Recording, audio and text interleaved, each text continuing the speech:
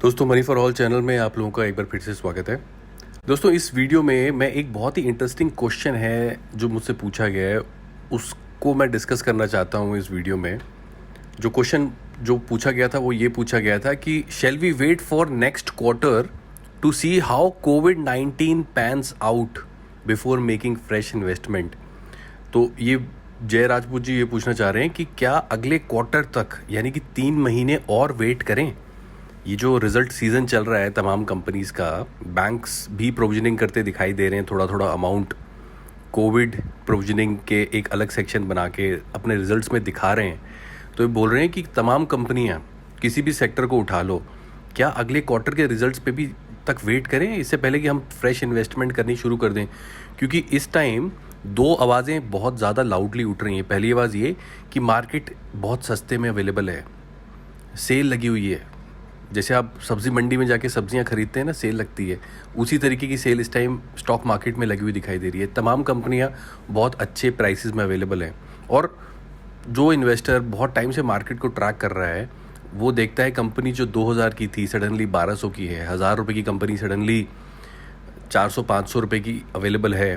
तो एक अंदर से इम्पल्सिवनेस फील होती है।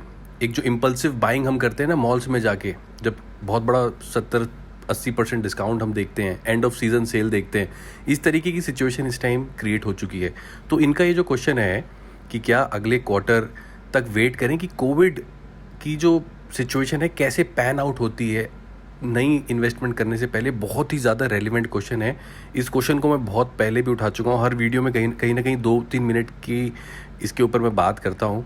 एक मैंने वीडियो बनाई थी, उससे पहले मैं आपको ज़रूर बता दूं कि एक मैंने पोल लॉन्च किया था कि आप किस तरीके के इन्वेस्टर हैं, क्या आप शॉर्ट टर्म इन्वेस्टर हैं, लॉन्ग टर्म इन्वेस्टर हैं कि इंट्राडे ट्रेडर हैं। तो 56% जो लोगों का रिप्लाई था वो ये था कि they are long term investor. So आपके साथ मैं इसलिए ये पोल शेयर कर रहा हूँ because just want to share with you that market में अभी भी जो इंट्राडे इन्वेस्टर है इन दिनों में वो 20% तक सिमट के रह गया है। शॉर्ट टर्म इन्वेस्टर मतलब जो खरीदता बेचता है 1-2 हफ्ते की होल्डिंग करके या फिर 6-7 महीने की होल्डिंग करके, वो 27% तक सिमट के रह गया है। और अभी भी लगभग 55-60% जो इन्वेस्टर की परसेंटेज है वो 60% तक दिखाई दे रही है लॉन्ग टर्म इन्वेस्टर की। यानी कि अभी भी मार्केट में लॉन्ग टर्म के लिए पोर्टफोलियो बिल्ड हो रहे हैं। तो ये जो इनका सवाल है, इस पोल को भी कहीं ना कहीं रेलिवेंट है, इस पोल को दिखाना कि क्या हमें फ्रेश इन्वेस्टमेंट के लिए कोविड को अगले क्वार्टर तक देखना चाहिए क्या। मुझे लगता है कि जो लॉन्ग टर्म इन्वेस्टर है वो तो धीरे धीरे हर महीने अपनी पोर्टफोलियो को बिल्ड कर रहा है। बिकॉज पोर्टफोलियो बिल्डिंग जो है वो it's not a 3 month journey, it's not a 5 month journey, it's a long journey. और ये धीरे धीरे हमेशा बिल्डअप होता रहता है। आपके पोर्टफोलियो में कुछ शेयर्स आप ऐड करते रहते हो, कुछ शेयर्स आप बेचते रहते हो, प्रॉफिट बिल्डिंग करते रहते हो, राइट। कुछ शेयर आप लॉस में निकालते रहते हो कि ज़्यादा लॉस ना हो जाए, कुछ शेयर आप बहुत हाई प्रॉफिट पे भी निकालते रहते हो। एवरेजिंग आउट चलती रहती है। तो पोर्टफोलियो बिल्डिंग और पोर्टफोलियो का लिक्विडेशन वो पैरेलल प्रोसेस है और इट्स ए प्रोसेस जब तक आप मार्केट में हो, बैठे हो। एंड बिकॉज 60% लोग इस टाइम लॉन्ग टर्म इन्वेस्टर हैं, 55-60% लोग वो तो यही काम करते हैं। और इस टाइम कोविड सिचुएशन है क्योंकि I am also building my portfolio for the next 5-6 years. और उसमें भी क्या होगा कि मैं बेचता भी रहूँगा, खरीदता भी रहूँगा। तो मैं कोविड में हर महीने कुछ कुछ स्टॉक्स ऐड करता रहता हूँ। I am making my portfolio for the next 5 to 10 years.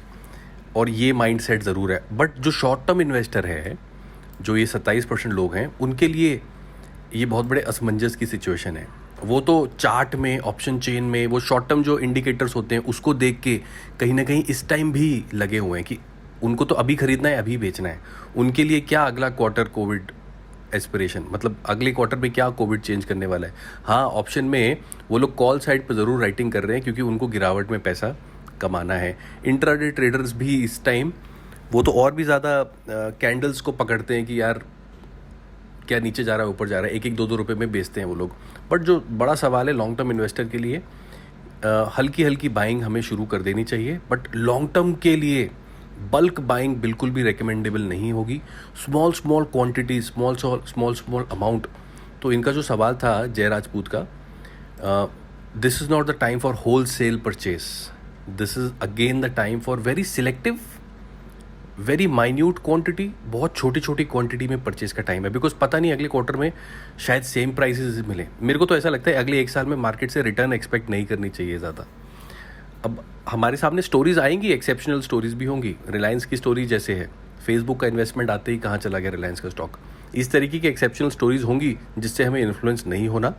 But हमारे सामने जो ब्रॉड इंडेक्स होगा, मुझे लग रहा है कि इस टाइम जैसे इंडेक्स वही 8,000 से 9,500 700 में घूम रहा है, अगले एक साल में यही घूमता रहेगा।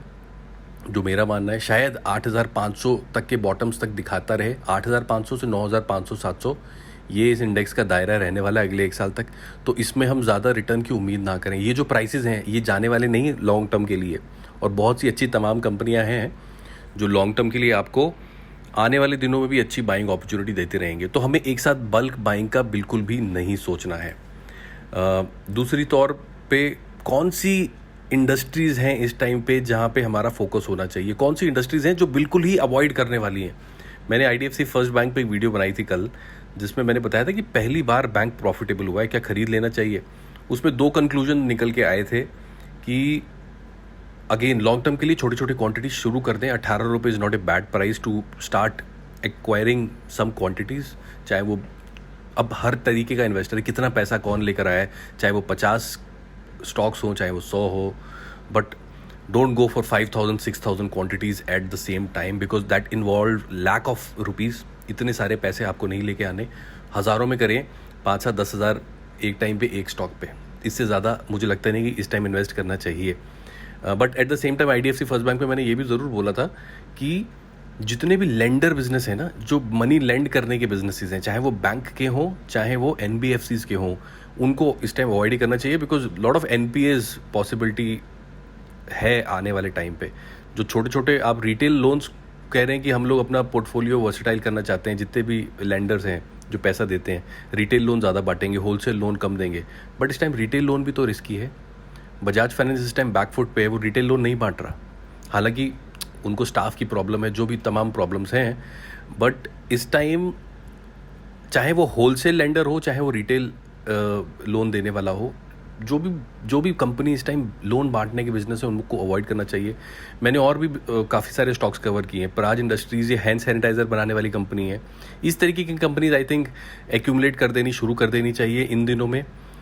भले ही कोविड 3 महीने बाद की सिचुएशन, तो अगर वैक्सीनेशन नहीं आई, नंबर ऑफ़ केसेस तो आगे जाएंगे ही, और ज़्यादा स्ट्रिक्ट गाइडलाइंस देखने को मिलेंगी, और ज़्यादा स्ट्रिक्ट सोशल डिस्टेंसिंग मेजर देखने को मिलेंगे, जिसका सीधा सीधा असर कंज्यूमर बिहेवियर पे पड़ेगा। कंज्यूमर मतलब जो कंज्यूम कर रहा है इन कंपनीज़ के प्रोडक्ट को।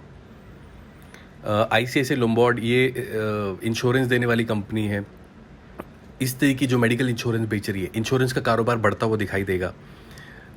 देखिए इरोज़ मीडिया पे बात की गई थी कि क्या लेना चाहिए कि नहीं। ये आप थिएटर्स में जाके मूवीज़ देखते हैं, इनका बिजनेस अगले एक साल तक चौपट दिखाई दे रहा है। इंजीनियर्स इंडिया लिमिटेड, इस पे बात की गई थी। कंस्ट्रक्शन का काम आपको क्या लगता है कि आने वाले दिनों में, क्योंकि लेबरर प्रॉब्लम है, फाइनेंस प्रॉब्लम रहेगी, तो कंस्ट्रक्शन के काम पे आपको क्या लगता है, डू यू रियली थिंक कि सरकारी कंस्ट्रक्शन प्रोजेक्ट्स दोबारा से उस पीक पे आएंगे? तो ये अवॉइड करने वाली कंपनीज है। Graphite India limited, HEG limited.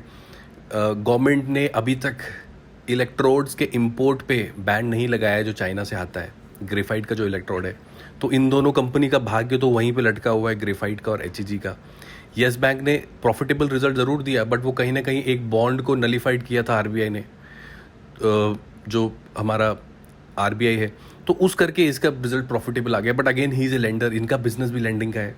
Vodafone ये नेटवर्क प्रोवाइड करता है, बट कहीं ना कहीं ये भी फाइनेंशियल क्राइसिस से गुजर रहा है। तो इस टाइम बहुत सिलेक्टिव होना पड़ेगा। स्टरलाइट टेक्नोलॉजी पे मैंने वीडियो बनाई थी कि ये ऑप्टिकल फाइबर बिजनेस बिछाता है, नेटवर्किंग की प्रोवाइड करता है। आजकल वर्क फ्रॉम होम कल्चर शुरू हो गया है, तो जो इस कल्चर को प्रमोट कर रहा है, जैसे स्टरलाइट टेक्नोलॉजी, ये आपको इंटरनेट प्रोवाइड करने के लिए बेसिक इंफ्रास्ट्रक्चर प्रोवाइड करती है। कंपनी ऑप्टिकल फाइबर बनाती है जो जिसकी तारें बिछती हैं। तो इन कंपनीज़ का फ्यूचर ब्राइट लग रहा है, इनकी डिमांड बढ़ेगी और वर्ल्ड वाइड ही बढ़ेगी। Ashok Leyland automobile company, again do you really think कि इस टाइम कोई ट्रक्स खरीदेगी कंपनी? बिकॉज एक जगह से दूसरी जगह माल ले जाना की जो डिमांड थी वो कम होगी, तो 1 साल तक ऐसी कंपनीज का फ्यूचर भी, अब ये था 50 रुपये का स्टॉक है, क्या खरीदना चाहिए। Again for long term start accumulating stocks, but it's not the time for bulk buying. और इन कंपनी से भी आप बहुत ज़्यादा एक्सपेक्ट मत करिए, कुछ एक दो साल के होराइजन में, 5-6 साल के होराइजन में ही एक्सपेक्ट करें। अगेन ये बैंक पे बात हुई थी, RBL गिर गया, कोटक बैंक भी बैंक के बारे में बात हुई है। तो तमाम बैंकिंग स्टॉक्स पे थोड़ा सा स्टेप बैक लें, ये प्राइसेस कहीं नहीं जाने वाले, इधर ही रहेंगे। UPL जो एग्रीकल्चर के लिए जो फर्टिलाइज़र बनाने में केमिकल यूज़ होता है उसको बनाती है, इनका अच्छा फ्यूचर है, क्योंकि एग्रीकल्चर इंडस्ट्री तो कहीं नहीं जाने वाली। इनफैक्ट और इस पे जोर दिया जाएगा कि एग्रीकल्चर को हम मेंटेन करके चलें। तो दोस्तों इस टाइम रिटेल इन्वेस्टर ज़रूर कंफ्यूज है, बट अगर हम simple mathematics, simple logic use करें तो हमारी इन्वेस्टमेंट स्मार्ट इन्वेस्टमेंट में ज़रूर कन्वर्ट हो जाएगी। तो यही मेरा मैसेज है इस वीडियो के थ्रू दोस्तों। आई होप आपको समझ आया मैं क्या बोलना चाह रहा हूँ। फिर भी अगर कोई क्वेश्चन है तो प्लीज़ कमेंट बॉक्स में कमेंट ज़रूर करें। इसी के साथ I want to wind up the video. Thank you so much for watching.